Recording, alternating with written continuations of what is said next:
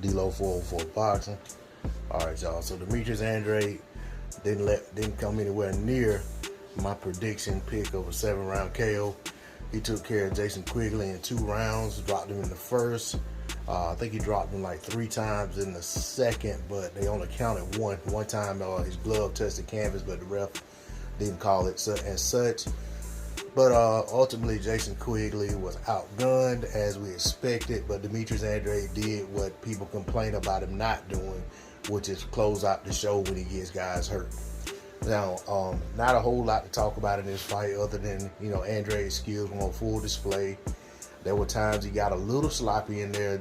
I think he was going for the knockout he was a little knockout happy in terms of he was in there actually trying to force the knockout, which I really never like to see that, instead of him boxing behind his jab and, basically letting the knockout come. But I think he felt pressure from some of the things that are being said, even by people who work for DAZN. So I understand that, he felt pressured to go in there and get the knockout. And he's being told by people that, hey, you get more knockouts, you do this, you do that, these guys will fight you. So basically what they're saying is, if you do these things, we'll push for you to get these fights. Because, like I said in a previous video, guys getting knockouts instead of boxing to wide decisions doesn't typically make guys want to fight them anymore. But, that said, if DAZN is going to put some push behind him because he's getting knockouts, then that's great, because he got this knockout. But to be honest, it was expected. Quigley was a guy coming off a decision win over Shane Mosley Jr. It was a debatable decision. I felt like Shane Mosley Jr. edged it out, but they gave it to Quigley. Andrade went in there and did what he was supposed to do. I always say, if a guy's in there versus an opponent who he himself is saying he's going to knock out and that he's going to outclass, then he's put that pressure on himself to go in there and deliver. So with that being said, Andrade delivered what he said he would deliver, so I give him his props for that. And he put undue pressure on himself, but yet and still he rose to the occasion and got the job done, so I respect that. What I don't agree with that DAZN said is that Jermall Charlo, they start saying initially, Jermall, Triple G, Alvarez, y'all take notice and blah, blah, blah, blah. But then they suddenly went Jermall Charlo happy. Andrade's fighting Marauder, Triple G is going up to cruiserweight. Jermall Charlo, you need to fight, basically start pressing for Jermall Charlo to fight him, saying fight him on DAZN, fight him on Showtime, fight him on the Home Shopping Network, wherever.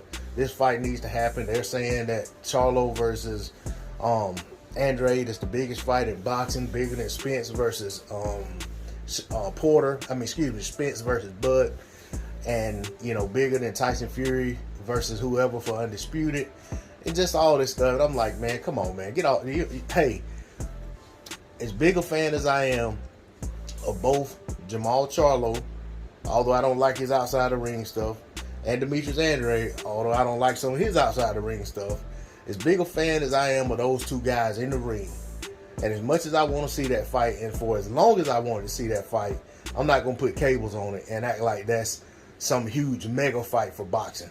It's a cool little fight. It's a good fight. I'm not even going to say it's a fight I want to pay for. I don't think it's a pay-per-view worthy fight, but it's a good fight. These guys hadn't done enough in the interim to build themselves up to make this fight a pay-per-view fight.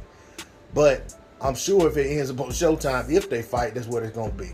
But my point is, give the fight the props that it deserves and the demand that it garners, but don't put cables on it. Andrade versus Charlo is a great fight. I hope we get it. Andrade versus Canelo would have been a great fight. I don't think we ever get it. Andrade versus Triple G could be a really great fight. I don't think we ever get it. So I guess DAZN is being realistic, because they can't make Triple G do anything. That's already been proven. So I guess they're being realistic, as the names that they've called, the only one that's realistic could potentially be the Jermall Charlo fight. And that's if somebody puts enough boot in the game. Because, that both guys, I can't say for sure, but I think both guys will want to be paid handsomely for this fight. And that's why I say it'll probably end up being something they try to put on pay-per-view. But, you know, we'll see. At the end of the day, I want to give Demetrius Andrade his props for a great win. I like when a guy goes out there and shows somebody that they don't belong in the ring with him. And when he went out there, in the fashion in which he went out there and put on this display, he showed Jason Quigley that he is not on his level and that he didn't belong in the ring with him. And that's all I could ask of him. But that's all I got on that. I'm interested to see what's next for Demetrius Andrade. If it's the Charlo fight, great. We deserve that fight. If it's not, hopefully it's a good fight for him down the road. And hopefully Charlo ends up in a good fight. That's all I got on D-Lo 404 Boxing. Like, share, comment, subscribe. I'm out. Peace.